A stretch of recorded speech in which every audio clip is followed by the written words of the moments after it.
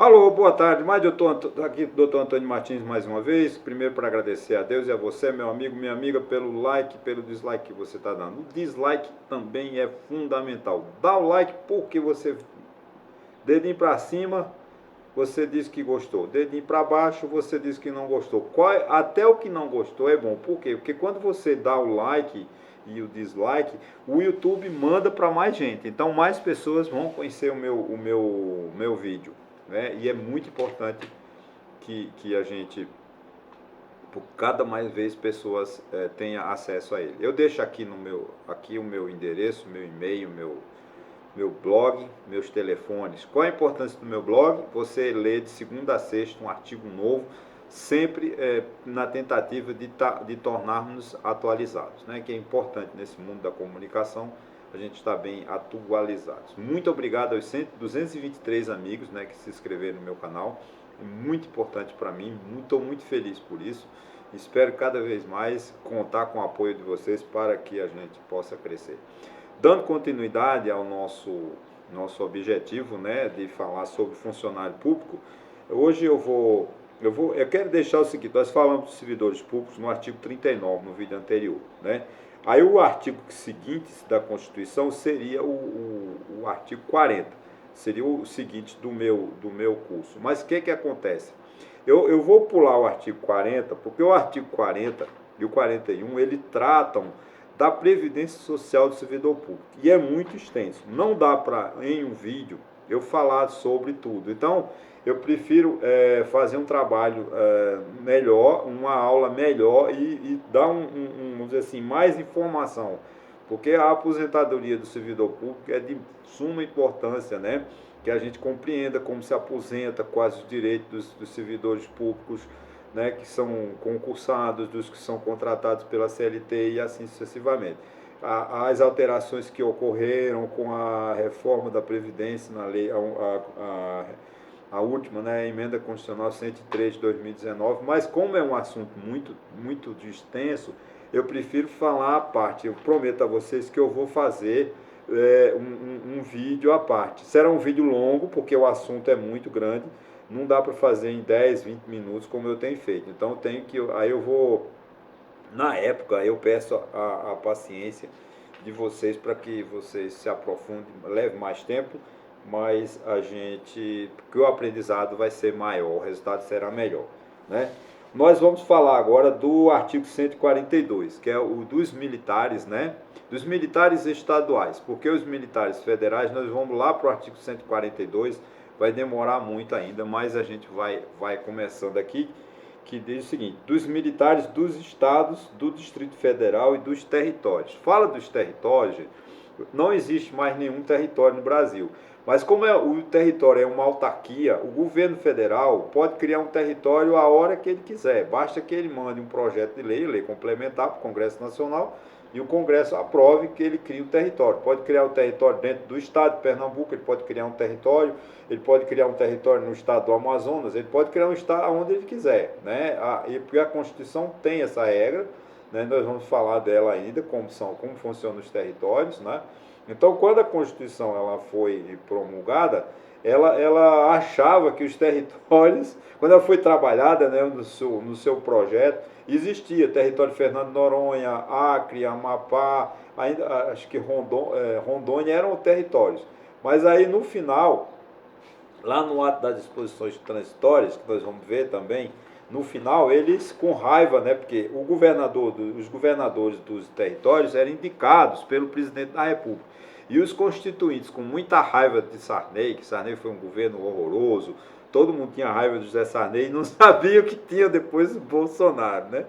Aí o Sarney indicou um assessor de imprensa dele, chamado Fernando Mesquita, para ser governador do território Fernando Noronha. Aí os constituintes, com raiva, anexaram o território Fernando Noronha ao estado de Pernambuco e transformaram os territórios em estados. Então, o Brasil hoje tem 26 estados, mais o Distrito Federal, né? Então, é composto, hoje em dia, a Federação do Brasil é constituída de 27 federações, né? 27 estados, que são 26, mais o Distrito Federal, que também tem função de Estado, né? Porque afinal tem uma Assembleia Legislativa, tem o Poder Judiciário do Estadual, tem polícia, enfim. Agora, algumas coisas o Distrito Federal é especial porque não tem Constituição, o Distrito Federal não tem Constituição Estadual, mas tem Carta Orgânica.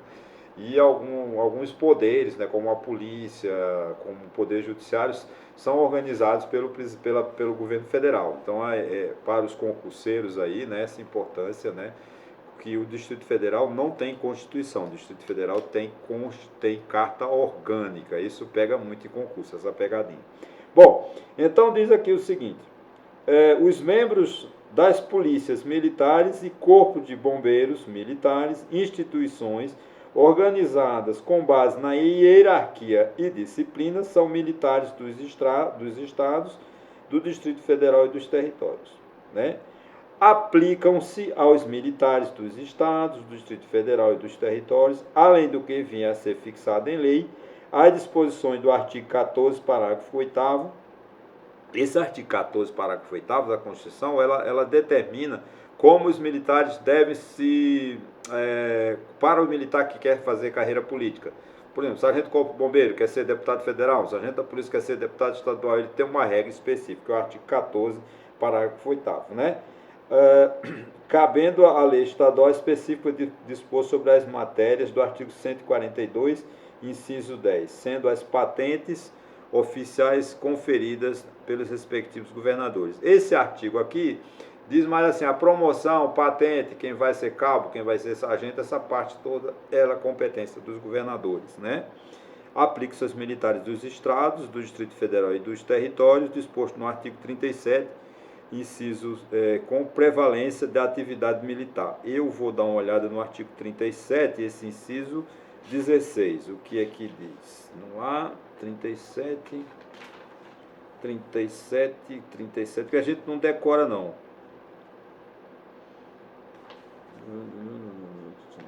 Não tem como decorar tudo não, né? Aplica-se 16.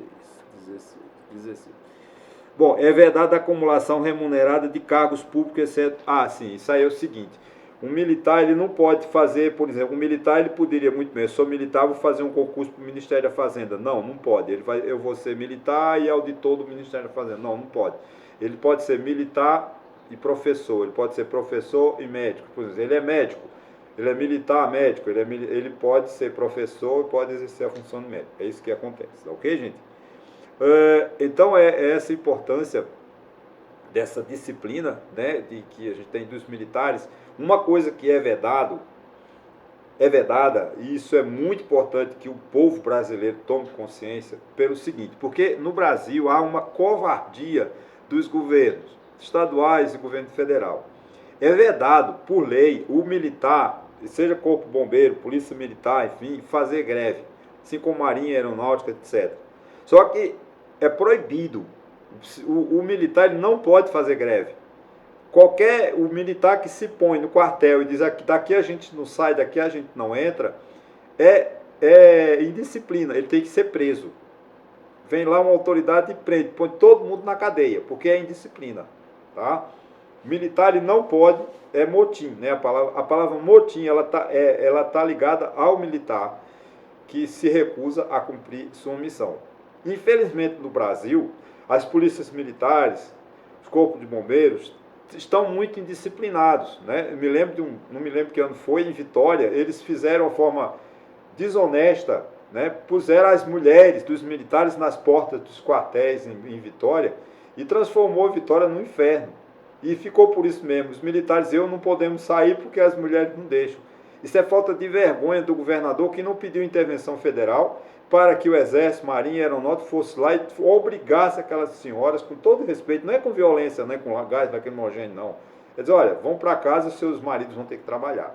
Porque é vedado pela Constituição que militar faça greve.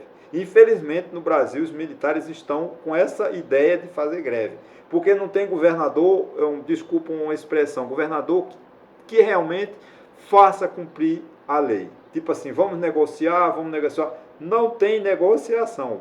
Policial, qualquer militar, ele não pode fazer greve. Se fizer greve, tem que ir para a cadeia. Isso é Constituição, isso é de democracia. fazer como fizeram no Ceará há pouco tempo, fizeram um motim lá, no governo, foi no governo do Bolsonaro, né? O senador, irmão de Cid Gomes, né? Irmão de Ciro Gomes, tentou entrar com a máquina lá, deram um tiro no braço dele, quase matam. Tudo isso é indisciplina. O ministro da Justiça, me lembro, Sérgio Moro, foi lá e não falou nada, fizeram. Não tem que fazer acordo. Militar não tem que fazer greve. Militar, ele tem que cumprir a lei, tem que cumprir a Constituição. Não, se quer fazer greve, não vai ser militar.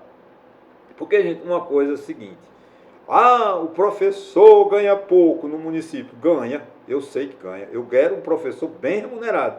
Agora, sabe por que ganha pouco? Porque o prefeito abre um concurso ou contrata as amiguinhas dele para ser professora e ganha uma mixaria, e eles aceitam. Se ninguém aceitasse, o prefeito tinha que pagar um bom salário. Se você não acha que o militar não paga bem, não vá servir militar, no seu serviço obrigatório, lá que infelizmente é obrigatório. Eu sou contra o serviço militar obrigatório.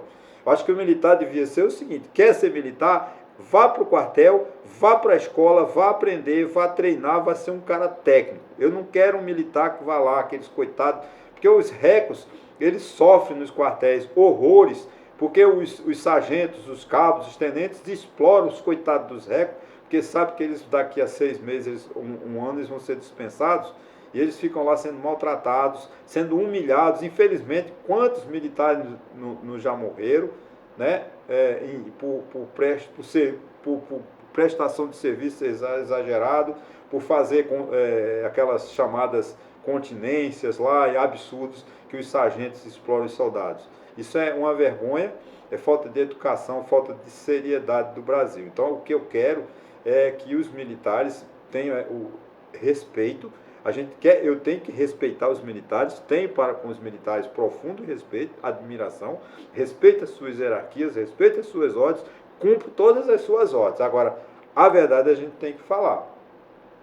Eles não podem fazer greve. Só fazem greve porque no Brasil não tem governador, que é uma expressão nordestina, mas eu não vou falar não, minha vontade de falar mais não, mas governador com coragem, governador que realmente cumpra a Constituição, governador como João Agripino, que foi governador na década de 60 e 70, na Paraíba, e acho que foi Castelo Branco, isso acaba com todo o jogo do bicho no Brasil. Disse: no meu estado não, o estado da Paraíba até hoje tem um jogo do bicho, porque tinha governador, eu vou acabar falando essa palavra, governador de coragem, que era João Agripino, que enfrentou naquele tempo a ditadura militar e disse: no meu estado o jogo do bicho não acaba. É o que está faltando no Brasil, governador com coragem, governador que tenha realmente firmeza, tenha fibra, tenha calibre, como dizia meu tio. Ok, gente? Muito obrigado mais uma vez e até o próximo.